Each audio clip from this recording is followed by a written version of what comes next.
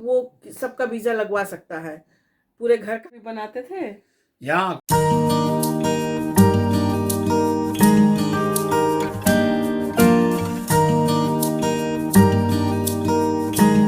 बंधुआ मजदूर थोड़ी ना बना के रख सकते हो, बंधुआ मजदूर बना के रख सकते हो। हाँ, तो फिर उसने मुझे दे दिया और मैंने जो है वहाँ से अपनी शुरुआत की। 2003 तक 2002 तक मैं सफलता की बुलंदियों पे चढ़ता गया, गाड़ी ली और फर्स्ट क्लास में अपना अपार्टमेंट में रहता था, एयर कंडीशन, 7वें 8वें मंजिल पे, अपने उसी दोस्त के साथ, अशोक गुरनानी के साथ। बहुत ही अच्छा समय बीता हम लोगों का साथ में और खूब मज़े किए। 2003 में बर्ड फ्लू आ गया, जिसको मालूम होगा। और थाईलैंड की इकोनॉमी 100% में से आप समझ लो कि 50% बैंकॉक में टूरिस्ट प्लेस है, बाहर के लोग आते हैं। होटल, हर कॉर्नर पे होटल, पब, बार, रेस्टोरेंट मिलेंगे आपको, 24/7 ओपन रहता है। तो जब बर्ड फ्लू हुआ तो होटल की ऑक्यूपेंसी जहाँ पे 110-100% जाती थी, वो आ गई 10%, 15% पे। तो 10-15% पे आदमी कौन सा क्या सामान लेगा। तब हमने सबसे पहले जो है सुपरमार्केट बेची, उसके बाद फिर रेस्टोरेंट भी बेच दिया, क्योंकि जब इनकम ही नहीं होगी, आपको रेंट पे करना है, रेंट पे करना, रेंट ही पे करना है, इलेक्ट्रिक गैस पे करना है। रेट तो यहाँ होता है इंग्लैंड में, रेंट पे करना है। रेंट भी 25,000 30,000 था, 25,000 30,000 उसका था, क्या बोलते हैं, रेस्टोरेंट का। 50-60 हज़ार रेंट था। फिर एम्प्लॉय हैं आपके, जब आपका 24/7 खुला हुआ है तो आपको एम्प्लॉय भी रखना पड़ेगा। तो फिर यहाँ कैसे आया? वही बर्ड फ्लू आया। फिर मेरा कॉन्ट्रैक्ट हुआ यहाँ पे, एक मित्र थे उनसे, उन्होंने मेरा वर्क परमिट निकलवाया। उस समय मेरी 2 जगह जॉब लगी। एक जॉब लगी मेरी क्रूज पे, डिज्नी क्रूज पे, और एक जॉब लगी मेरी यहाँ इंग्लैंड में। तो हमने कहा इंग्लैंड ही जाएंगे। और तीसरी जॉब मिली मेरी लगी इंडियन हाई कमीशन में भी। जब ऊपर वाला देता है तो छप्पड़ फाड़ के देता है। उस महीने में मेरी 3 जॉब लगी। इंडियन हाई कमीशन बैंकॉक में इंटरव्यू हुआ, क्रूज के ऊपर इंटरव्यू हुआ, और वहां से मेरा वीजा लग के आ गया। और आपने चुना लंदन में आना। तो हमने कहा था, तो जिस बंदे ने मुझे बैंकॉक भेजा था, हमने कहा तुम डॉलर कमाए हो, अगर मैं तुमसे ज़्यादा पाउंड नहीं कमाऊंगा तो फिर मैं अपना नाम बदल दूंगा। तो जब पाउंड की जहाँ बात आ गई तो हमने कहा कि अब तो डॉलर से तो ऊपर ही है, पाउंड ही चलो चलते हैं। बस फटाक से बस 1 वे की टिकट कराई, 1 वे की, नो रिटर्न टिकट, और सीधा बैंकॉक में। सुबह 7 बजे की लैंडिंग। बंदे ने मुझे पिकअप किया। बंदा ऑनेस्ट था, बंदा जेन्युइन था। जो बंदा, हर आदमी कहते हैं कि बैंक इंग्लैंड में आने के बाद उसने मुझे ढंग से रखा। उसने सारे मेरे पेपर वर्क किए, सारा जेन्युइन, मतलब नंबर 1 का काम किया जो यहाँ पे होता है। NI कार्ड होता है, बैंक अकाउंट्स होता है, रहना खाना, और उसके बाद पैसा टाइमली देना, ट्रीट एज ए पर्सन, क्योंकि वो यहाँ पे जानता था लॉ है, लॉ से तो, लेकिन फिर भी उसने जो है किया, सब कुछ किया, सही ढंग से किया, जैसा कहते नहीं। उसी के बाद फिर मेरा PR हो गया 2009 में, परमानेंट तो रेजिडेंस हो मतलब गया। कहने का कि आपके पीछे कोई ऐसा गॉड फादर नहीं था जो आपको नहीं यहाँ नहीं तक नहीं लेकर आया, या आपको पैसा दिया, या आपको सीधे पहुंचा दिया? नहीं नहीं, मेरा कोई गॉडफादर नहीं था। जबकि मैंने शुरू से लेकर के अपनी शादी तक, 2009 तक, मैंने कोई पैसा अपने पास नहीं रखा। सारा पैसा मैं अपने चाचा जी को देता था, क्योंकि मेरे फादर की तबीयत सही नहीं रहती थी। मैं सारा पैसा इंडिया भेजता था, सारा का सारा। 1 चवन्नी मैं मुश्किल से मुश्किल आप कह सकते हैं कि 10,000-15,000 रुपये अपने पास रखता था। बाकी का सारा पैसा मैं रखता ही नहीं था अपने पास। लेकिन 2005 में मैंने यहाँ पे अपना बिजनेस शुरू किया इंग्लैंड में। समहाउ आफ्टर स्टडी, यहाँ पे भी स्टडी करना पड़ा, स्ट्रगल करना पड़ा, यहाँ के नियम को जानना पड़ा, कानून को जानना पड़ा। उसके बाद मैंने यहाँ रेस्टोरेंट शुरू किया। लेकिन 2010 में यहाँ पे भी, बिजनेस में भी, यहाँ पे भी प्रॉब्लम हो गई। क्या प्रॉब्लम हो गई? रिसेशन आ गया। अगर आपको मालूम होगा, 2010 में अमेरिका में बैंक में रिसेशन आया था। उसके बाद यहाँ भी स्ट्रगल हुआ था, यहाँ भी बड़ी बड़ी कंपनियां बंद हो गई, तो मुझे भी बंद करना पड़ा। बंद करने के बाद तब से मैं जॉब में हूँ, और जॉब हमारा चल रहा है। जॉब में बहुत ही बिजी हैं। यहाँ पे मंडे बिजनेस टू। खोला, कौन सा बिजनेस खोला यहाँ पे और कब घर लिया? यहाँ पे भी बिजनेस खोला मैंने 2000। पहले काम किया ना यहाँ? हाँ पहले काम किया, पैसा बटोरा। टॉयलेट टॉयलेट भी बनाते थे? यहाँ काम करने के लिए मैं आया यहाँ पे रेस्टोरेंट में, और उसके बाद वो मुझे रेस्टोरेंट रेडी नहीं था, तो मुझे जो है रेस्टोरेंट बनाना पड़ा, टॉयलेट साफ करना पड़ा, टॉयलेट में टाइल्स लगाना पड़ा। उसका बेनिफिट ये हुआ, जो मुझे काम नहीं आता था, आज आपको प्रीति दिखा देंगी अपने रूम में, इन्होंने हम लोगों ने मिल करके अपना टॉयलेट बनाया। यहाँ पे तीन चीज़ें बहुत मुश्किल है। नंबर 1 रहना, नंबर 2 खाना, समझे, रहने के लिए छत। इसीलिए मैंने पाने के बाद सबसे पहले सोचा कि मुझे अपनी छत लेनी है, चाहे जैसे लेनी है, अपनी छत लेनी है, पहला घर चाहिए मुझे। 2007 में जिस घर पे मैं बैठा हूँ, मैंने इस घर को खरीदा 2007 में, रेस्टोरेंट ओपन करने के 2 साल बाद। लेकिन किस्मत ने साथ नहीं दिया। 2010 में मुझे फिर से अपना पैर पीछे हटाने पड़ गए, क्योंकि यहाँ पे इस कंट्री में रिसेशन आ गया और मैं जॉब में चला गया, और मैं वही जॉब पकड़ के अभी तक हूँ। अभी भी मैं उसी जॉब में हूँ जो मैंने 2010 में शुरू किया था। वो एक वर्ल्ड की मार्केटिंग की, अपने इंडिया में भी सप्लाई, पूरे वर्ल्ड में सप्लाई है उसकी। हम लोग टैंक्स ऑन साइलेंस बनाते हैं, जिसमें आप कुछ भी चीज़ कंटेन कर सकते हैं। You can contains grains, waters, petrol, diesels, anythings. Tanks का मतलब इसमें छोटे टैंक्स नहीं, बहुत बड़े बड़े टैंक्स, बहुत बड़े बड़े टैंक्स। अभी हमारे पास इंडिया के डेलीगेट्स आए थे, काफ़ी चीज़ें हम लोगों ने उनको मिलियंस पाउंड में सप्लाई की है, और अभी भी बहुत बिजी है। मेरे यहाँ अनटिल नेक्स्ट क्रिसमस तक मुझे छुट्टी लेने का तो कोई चांस नहीं। मतलब आपको बुरे लोग बहुत मिले और अच्छे लोग भी मिले, लेकिन अच्छाई ही काम आई, बुराई मैंने आती गई चीट जाती नहीं किया गई। उस समय भी। जिस समय रेस्टोरेंट था तो मैं, लोग कहते थे कि दे करके, पेपर दे करके, ऐसे बुला लो, वैसे बुला लो। किसी के लाइफ के साथ आदमी को क्लियरिफाई कर देना चाहिए, यू आर गोइंग। इसीलिए मैंने क्लियरिफाई कर दिया। जब भी मेरे रिश्तेदार या कोई भी मेरे सामने आया कि मुझे ले चलो, मुझे ले चलो, हमने कहा हाँ चलो, ये सारी चीज़ें हैं, इन सारी चीज़ों से आपको स्ट्रगल करना पड़ेगा। अगर आप रेडी हो तो करो। और स्ट्रगल करने को कोई तैयार नहीं। जो किसी जो लोग मिले वो यही कहे कि बस ले जाओ, कि अपने बल पे रखो, अपने बल पे सब कर दो। उनको जमीनी हकीकत पता ही नहीं है। स्ट्रगल तो हर आदमी को लाइफ में करनी पड़ती है ना। विदाउट स्ट्रगल तो कोई आदमी, कोई सोना हाँ, खरा तो उतर ही नहीं सकता है। अगर ये छोटे छोटे बच्चे अगर ये नहीं भागेंगे, दौड़ेंगे, तो इनका दूध ही नहीं पचेगा। ये अगर नहीं सीखेंगे कि कैसे क्या करना है, तो वही चीज़ें होती हैं ना। स्ट्रगल तो हर आदमी की लाइफ में होता है। किसी को जो है ऐसा होता है, गॉडफादर, अब जैसे मैं हूँ, मैं वहाँ पे हूँ तो मेरे बच्चे हैं, तो उनके लिए आज ये है कि छत है, उनके लिए लंदन में, यहाँ पे इंग्लैंड में, यूके के अंदर छत है, समझे। तो ये आगे जा कर के आगे कुछ और आगे बढ़ेंगे, आगे कुछ और करेंगे। इनको तो ये नहीं है। मेरे पास तो यहाँ पे आने के बाद कोई नहीं था ना, एकदम ब्लैक एंड वाइट था, कुछ भी नहीं था। जो भी आप करना है जीरो से और शुरुआत जो करनी। कमाते थे वो भी नहीं रखते थे, वो भी भेज देते थे चाचा को इंडिया। दे देते थे। 90% पैसा मैं अपने चाचा जी को दे देता था, क्योंकि उन्होंने जब ही हम शुरू से। यहाँ आए तो इनके कोई ना अकाउंट था ना कोई बैंक में बैलेंस था। जब आए तो पता चला कि जो है वो रेस्टोरेंट में जाता है, और जो बचता है वो चला जाता है जो है इंडिया चाचा जी को। तो बचा क्या, इनके पर्सनल अकाउंट में कुछ रहता ही नहीं था, कभी नहीं रखा।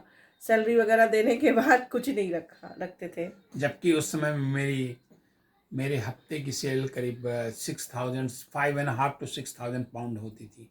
और 5 and 6,000 पाउंड का मतलब समझ ये लीजिए रहते थे एक कमरे में, पूरे घर में इनके जो है मतलब स्टाफ रहते थे। स्टाफ ही रहता था, किराएदार ही रहते थे। घर से भी पैसा आता था, रेस्टोरेंट से भी आता था, लेकिन ये रखते कुछ नहीं थे पास में, सब इंडिया चला जाता था। तो यही है हमारी कहानी, सच्ची कहानी। कुछ चीज़ें इसमें जो है बहुत बहुत लंबी कहानी है, कुछ मैंने शॉर्टकट भी कर दिया। लेकिन ये है कि इसका सार, कंक्लूजन जो है यही है कि कहीं भी जाओ, ये सोच के जाओ कि मुझे करना है, तभी आप कर पाओगे। कहीं भी जाओ, अगर आप ये कहो कि नहीं अब इससे क्या होगा, आगे कैसे होगा, तो आप उसी में रह जाओ। हमेशा आप आगे बढ़ते रहो। लेकिन एक समय और एक कभी टाइम आ जाता है जब आदमी को रुक जाना पड़ता है। कभी गलत गलत रास्ते को गलत रास्ता मत अपनाओ, शॉर्टकट। मुझे मिले बैंकॉक में ऐसे ऐसे लोग कि $5,000 दे दो, अभी 20,000 बना के देता हूँ। कालिए लोग, ड्रग्स ले लो, बेचो, ये करो ना। मैंने कभी भी नहीं गलत काम, मैंने कहा गलत काम मैं तभी करूंगा जब सारे तरफ से सारे रास्ते बंद हो जाएंगे। कभी मेरे लिए रास्ते, मेहनत करने वाले के लिए, आदमी के लिए, और ईमानदार आदमी, ऑनेस्ट आदमी के लिए कभी कोई रास्ता बंद नहीं होता है। भगवान ऊपर वाला हमेशा उसका साथ देता है। और कभी मैं रिलीजियस पर्सन था ही नहीं। रिलीजियस पर्सन का मतलब कि जो अपने धर्म को लेकर के मैं मानता था, हाँ भगवान है, गॉड है, ईश्वर है, अल्लाह है, एक है, वो आपकी हेल्प जरूर करेगा। और कोई ना कोई कभी ना कभी कोई ना कोई किसी रूप में कोई ऐसा आपको मिल ही जाता है जो आपकी हेल्प कर देता है। सारे के सारी उंगलियां जैसे एक जैसी नहीं होती हैं, वैसे सारे के सारे बंदे या सारे के सारे लोग भी एक जैसे नहीं होते हैं। कुछ लोग चीट भी करते हैं, कुछ लोग आपका फायदा भी उठाते हैं, लेकिन वो आज फायदा उठा लेंगे लेकिन कल उनके दिल में रहेगा। जैसे जब मैंने रेस्टोरेंट लिया था, उसके बाद मुझे बंद कर देना पड़ा। उसमें मैंने 75,000 बाट, करीब 75 लाख रुपए में मेरा घाटा हुआ। लेकिन मैंने कोई गलत नहीं किया, उसने भी मेरे साथ गलत नहीं किया। वो उसका शेयर था, वो ले गया, मैंने बंद कर दिया। मुझे लीज होल्ड में पैसा देना था, उसको दिया। आज देखिए भरा पूरा परिवार है, खा रहे हैं, पी रहे हैं, घूम रहे हैं, कोई ऐसी बात नहीं है। लेकिन गलत एडवाइस या गलत तरीके से मैं किसी को कोई एडवाइस नहीं देना चाहता हूँ। यहाँ तक कि मैं अपनी फैमिली को भी नहीं बताता हूँ कि ये चीज़ करना चाहिए, गलत है। आज ही इनकी गाड़ी का MOT हुआ, रोड टैक्स हुआ, सर्विसिंग हुआ, सब मिला करके कुछ मिला करके 550 पाउंड लग चुके हैं। 2 टायर चेंज हुए, अभी 2 टायर और चेंज करने हैं। चाहे आदमी तो इधर उधर से भी कर सकता है, लेकिन नहीं करना चाहिए। आगे की कहानी तो कहने का सब बात के मतलब है कि अगर आपके अंदर हुनर है, करने का जज्बा है, एम है, लक्ष्य है, तो आप कुछ भी कर सकते हैं, कुछ भी कर सकते हैं, कुछ भी पा सकते हैं विदाउट उसके। मुझे ये था कि मुझे अपने आप को टिकाना है, करना है, रहना है, मुझे अपनी छत चाहिए, मुझे मतलब कि लंबी जिंदगी से अच्छी है सेटिस्फेक्शन की जिंदगी जीना। हाँ, और सेटिस्फेक्शन तो कभी नहीं हो सकता ना। लाइफ तो wants more and more, always you want more and more, है कि नहीं। इनको टॉफी दो तो ये चॉकलेट मांगेंगे, चॉकलेट दो तो केक मांगेंगे, ये देखो केक दो तो दूध मांगेंगे, दूध दो तो चावल दाल मांगेंगे। क्योंकि यहाँ पे इंग्लैंड में भी आने के बाद मैंने 4 लोगों के साथ बेडरूम शेयर किया था। 4 लोग in 1 bedroom, because you need to save the money. एक बेडरूम का किराया आपका 15 दिन का सैलरी है, बस आप इतना जान लो। एक बेडरूम का किराया, और आज की डेट में तो आप और ही जान लो कि एक बेडरूम का यहाँ पे किराया आपका कम से कम कुछ नहीं तो 20 दिन की सैलरी आज की डेट में। क्योंकि यहाँ पे सारी चीज़ें अप हो चुकी हैं, इलेक्ट्रिक, गैस, वाटर, काउंसिल, सब कुछ। रहना तो रहने के लिए तो दिक्कत ही है। और सामान किराए के मकान में रहने के बाद अब इधर से उधर लेके जाओ, उधर से इधर लेके जाओ। मुझे मूविंग पसंद नहीं है।